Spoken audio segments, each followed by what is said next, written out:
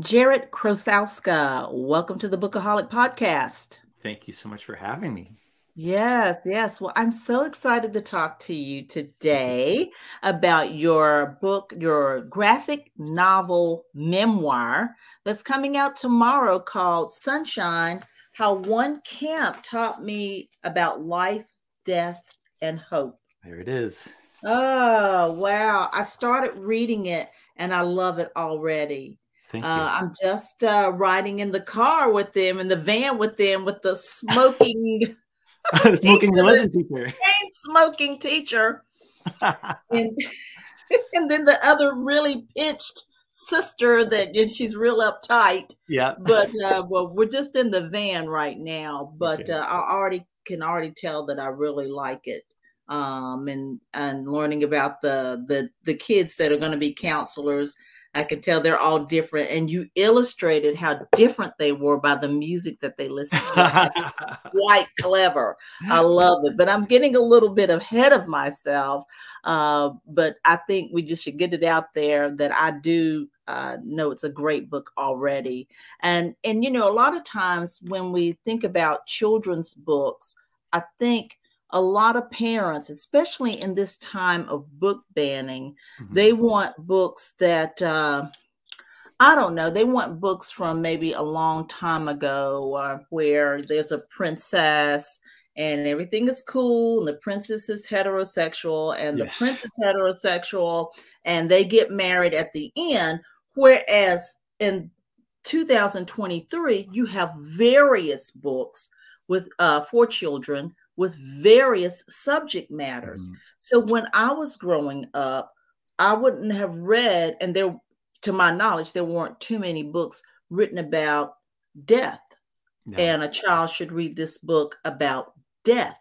So first of all, let's get fixed on what age group is for to read Sunshine. Sure. Sunshine is a young adult book, so it's for readers 12 and older. And if people are familiar with my first graphic memoir, Hey Kiddo, which is also for young adults, I should note that there's no cursing in Sunshine because my grandmother isn't featured in the book. Just a little bit at the beginning, a little bit at the end. And for those who've read Hey Kiddo, my grandmother was sort of the breakout star. She smoked 2 packs a day. And I'm not sure she got through. I think there was an expletive in every other sentence she ever uttered in her whole life. So, were you in New York? I was in Massachusetts. You're in Massachusetts. Yeah. Well, close enough. Yeah. I find that my interactions with people from New York and from Massachusetts, you know, curse words are just you know, everyday language. And you know, where are you at? You're in the South? The word D. Say that again. Do you live in the South? I do. I live in the South, but my husband is from New York. He's from the Bronx. So definitely I'm very familiar with curse words. Yes. Whereas we really stepped gingerly on curse words in the South when I was growing up. So, but now I'm totally too familiar with it all. But so I'm glad you pointed out that this is a young adult book, but still, even for that group, you know, reading about death, you know, a lot of PTA parents or whatever, again, I'm gonna go back to when I was growing up, would have been like, oh, I don't think that should be, you know. So let me just ask you before we even dive into the book. And speaking of the subject of book banning, have you had any problems or issues? Do you think you'll have any with Sunshine? Somebody challenging the fact that, oh, kids shouldn't read about death? Well, there's a lot of pearl clutching happening these days, isn't there? Yes. You know, I wanted to put up a fake nonprofit where people could donate their pearl necklaces so that when there was a move to ban a book, we could donate those pearl necklaces for people to clutch. But Gina, my wife, was like, stop, don't be a smart aleck, just stop. She's always the one to keep me in line. When I mentioned Hey Kiddo, that book has been banned, and there's a few levels of banning. There's like the in-your-face banning. We see it in the news, right? We see politicians, and so there are a number of parents who would go to like their local news outlets holding my book with it earmarked on every page that there was something that they deemed inappropriate. Right. And even by nature of the fact that I write and illustrate graphic novels, you know, a lot of my, even my lighthearted lunch lady graphic novels that are for ages, you know, 7 to 10. Okay. You know, there's parents who still say, oh, I don't think we should be reading comics, you know. Yeah. Oh, yes. And across the board, you know, what you're seeing and what we're seeing are people who are seeing books where the protagonist and the storyline does not reflect their lived experience. And outside of my lived experience, that's immoral or inappropriate, right? So, you know, whereas Hey Kiddo has dealt with bans and challenges, yes, it's nowhere near the level of bans and challenges that my peers who are Black and brown and of color and of the queer community have dealt with. They've dealt with exponentially more book banning. So I can't speak of how that feels, especially when you're writing a book about your lived experience. It's not fun. It's not fun to have somebody say that your work is inappropriate, or to someone to call you a groomer when you have to stop and ask, do you even know what that term means? Because you're not using it correctly. It's maddening and it's frustrating, and people need to check themselves and realize that yes, you do have every right about what books are being handed to your kids or teens, and what books are being welcomed into your house. Correct. But you don't have the right to dictate that for other people. No, you know, oh no, it's not banned, it's still available on Amazon. Like, well, you're just now assuming everybody has all the money in the world to buy all the books. But that's why we live in the greatest country in the world, because we have access to knowledge via our public libraries and our school libraries and public schools. Yes, most definitely. So will Sunshine end up on challenge banned books? I imagine there will be parents who again will clutch those pearl necklaces to say, oh no, this is about death, or oh, you know, there's a scene where two kids are having a deep conversation and debate about faith and God, and that's just a reality in life, and a reality of being around people with different lived experiences and different perspectives. Right. It's just, to me, as simple as this. Books are going to be wide and varied across the world, but if it's not your cup of tea, you don't have to read it. Go ahead and drink yourself a cup of coffee. Get yourself a caffeinated soda if you need to. Exactly. You know, so, but I'm glad you explained all of that to us. Now, this is kind of like the chicken, what came first, the chicken or the egg? So were you always an artist? Always. Oh, okay. Always an artist. You know, when people say, Jarrett, how old were you when you started to draw? You know, it's like, well, like, how old were you when you started eating food, right? Like, it's just kind of always there, right? It was always a part of my life. I knew in elementary school that this is what I wanted to do for my job. You know, oh my goodness. I would read Garfield and Snoopy in the newspaper. I would get the treasuries. I would watch the cartoon specials. And I thought that's what I want to be doing. And then when I got to high school, it was more superheroes, like jacked up superheroes that were ill proportioned. But when I worked at that camp and had that experience of working with those young people, that is when I thought, oh, I should use these skills that I have to entertain a younger audience. And so, so I graduated high school knowing I wanted to get into publishing too. I wanted to get into publishing for young readers. So I was very fortunate in that. I had that knowledge. I had the inner understanding. Of course, it changed, right? I mean, like at one point I wanted to do maybe animation, but bottom line, it was all telling stories with words and pictures coming together. Wow. Amazing. Now, so you went to college, correct? Did you go to college? Okay, so did you go to a fine arts type of college, or was it just liberal arts and then? Well, initially, you know, when I was a senior in high school, I really wanted to go to Rhode Island School of Design, an all art school, and they rejected me, and I went to a university that had, you know, all sorts of studies. And I think for me that was a good way to start college.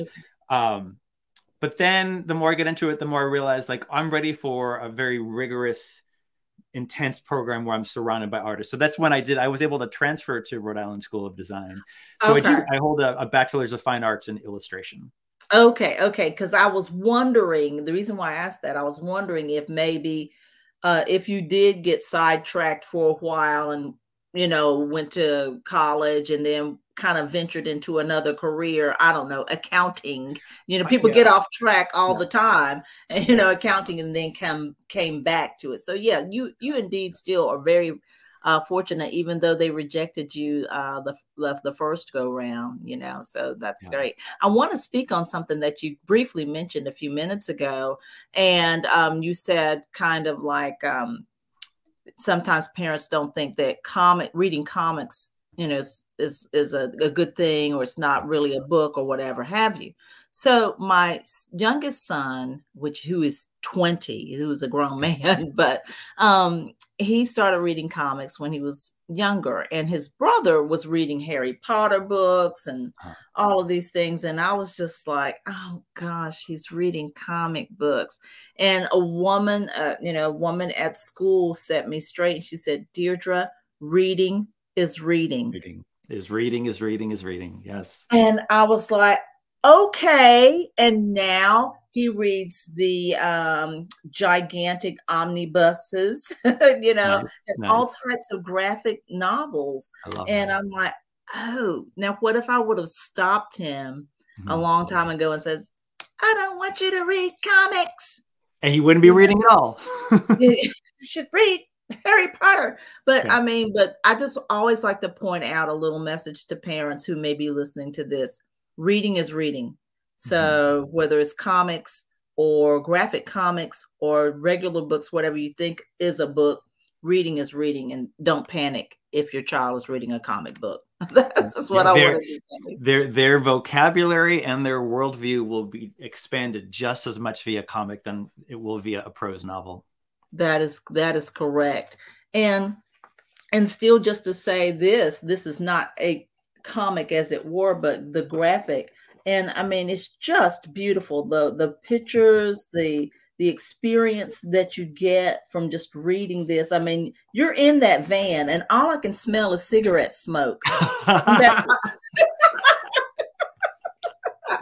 one woman, all I can smell is that cigarette smoke. But anyway, but we've all had those teachers that we can look back and say, Miss such and such was something else, or Yes. she was a jewel, or whatever have you.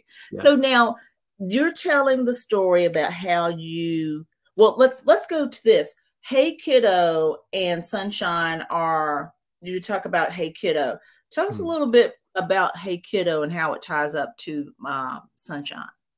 So initially, in a very early draft of Hey Kiddo, there was a chapter that was about my time working at this camp.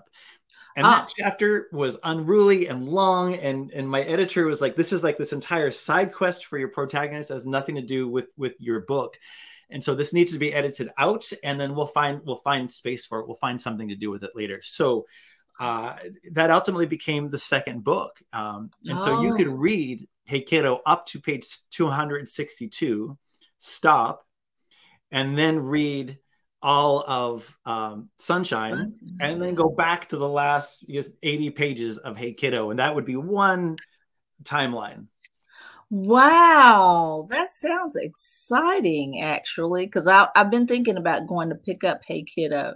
Nice. So that I can follow, your story. Now, why did you really want to put your life on paper from Hey Kiddo to Sunshine? And I know Sunshine will dive into it specifically, but why did you want to put your life on paper? It really was, it was a calling. I for a while there, I thought I might want to write a book about growing up, but it wasn't until I was very open about my childhood via a TED Talk that I put the story out there. And no matter where I traveled in the country, I would meet a young person who was dealing with a similar affliction. It wouldn't matter if I was in a suburban, urban, or rural setting, or private or public school. This was so ubiquitous the opioid addiction and how addiction touches so many people, so many of our students. And so it switched from, oh, I might want to write a book about my life, to like, I really need to. I really need to answer this calling. I really have been, given this opportunity and this platform, and I can use it for good. I can deliver the story via visuals, via graphic novel, comics, and make it very approachable and accessible for readers. So it ended up being, and I think most people who write memoir, it ends up being something that you really feel compelled to do. Right. Yes, most definitely. Now, we know your grandmother, smoked 2 packs a day, so you were a secondhand smoke survivor. Yes. But where did the opioids come in? Who did that? And my mother. So my mother was addicted to heroin, and she got started. you. Yeah, and she started using when she was in her teens, in her early mid-teens, and I didn't know my birth father took off before I was born, so I didn't know who he was, what he looked like, what his first name was, and that's a big part of what really frustrates me and angers me when people remove Hey Kiddo from readers, is because it's about the dangers of drug addiction. It's about how dangerous that is. And where people's like, well, couldn't you have written it more like quote unquote nicely or something like, and I think like, what do you think it's like growing up around addiction? Do you think it's nothing but roses and pleasantries? It's not a nice thing at all. It's not a nice thing at all. And my husband shares your story similarly, yes, but he's a lot older than you. So the way people did heroin at the time, when his mother was on that, was a different way that they took it in, as opposed to the opioids. So, but yes, it's a horrible situation. Yeah. My mother started. So I was born in 1977. So yeah, my mother it was the very late 1960s when she started using. Oh, wow. I'm so sorry to hear that, but I'm so glad you shared your story with people, because children do need to know that life is not all roses, that there's going to be bumps along the way. And if it's not you, it may be somebody else that you love, and you need to know about what that might look like. So 100%. Thumbs up to you for doing that for us. Now, going back to Sunshine, which is our book for today, you worked as a counselor. Everybody thinks that if you go to a camp where the children who have cancer, it would be a very sad occasion. But you say it's not that. So tell us a little bit about Sunshine. So it was Camp Sunshine, correct? The camp is called Camp Sunshine, yes. And my grandmother, in the beginning of the book, it details how she's questioning me, like, why would you want to do this? Isn't this going to be so depressing? Yes. And it's anything but. I mean, certainly the first time working in this camp, I had a lot of anxiety of what's this going to be like? And it's just you're a teenager. It's just a kid it's just a kid, that they just happen to have cancer. They're as mischievous as any other kid. They work in their imaginations, and they have imaginative play just like any other kid. The teenagers, just like any other kid, roll their eyes at their parents and just want to hang out with their peers. And so you very quickly look past, bald heads and any kind of medical equipment. It just becomes a part of the daily routine. Exactly. Did you have a favorite from the camp? I know I shouldn't ask that. No, and not one favorite, but of course, the boy that's featured on the cover, his name was Eric, and he was the first kid I was assigned to. And so that experience and interaction just absolutely changed the trajectory of my life. Wow. And so how so? Oh, just it helped me get, that experience in general helped me get outside of myself, right? And, yes. Any teenager stays in their own heads often, and especially when you're dealing with difficult stuff, it's near impossible to think beyond yourself. Yes. And then when you become aware of the fact that there are so many people that are dealing with things that you don't even see. I mean, and not just the obvious in the book. Like the obvious in the book is, these are kids with life-threatening diseases, right? Yes. But all those kids in the van, all of those peers from high school, open up about what their lives are at home. And you suddenly, I realize, oh, like that kid who's, captain of the football team, he's got some real problems at home too that I didn't know about. Yeah. Yes. I went through a phase of being bullied when I was in school. And it took me many, many, many years after it, to even think about forgiving these people. Yeah.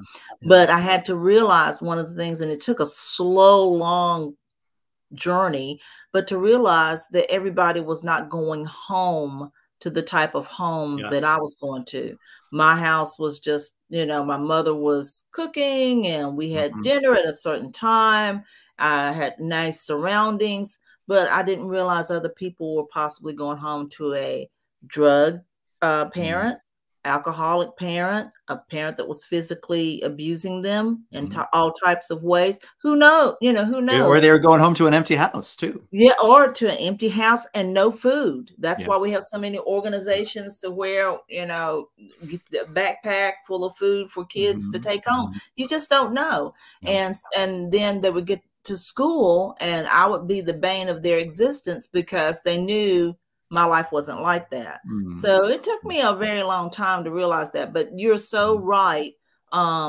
Sometimes it takes experiences like Camp Sunshine to make one realize, especially young people who, like you said, the world's their oysters, world's revolving around you, to realize that there's some other people out here and they have some really very serious issues going on that, you should be a little bit grateful for your life. Yes, absolutely. Absolutely. Yeah, most definitely. Well, I do believe a lot of people, adults and young adults, will be able to get a lot out of Sunshine. Like I said already, it's a wonderful read already, and I can't wait to finish delving inside of it. So I'm sure I'll have it finished in a few hours. So, well, I appreciate your kind words, Deirdre. Thank you so much. Yes. And so it goes on sale tomorrow. And we're going to have all of your contact information and the information about the book in the podcast show notes, as well as in the video description box on YouTube. Jarrett, thank you so much for joining the Bookaholic podcast today. Well, Deirdre, thank you so much for having me and for providing the space for conversation. Thank you. Thank you.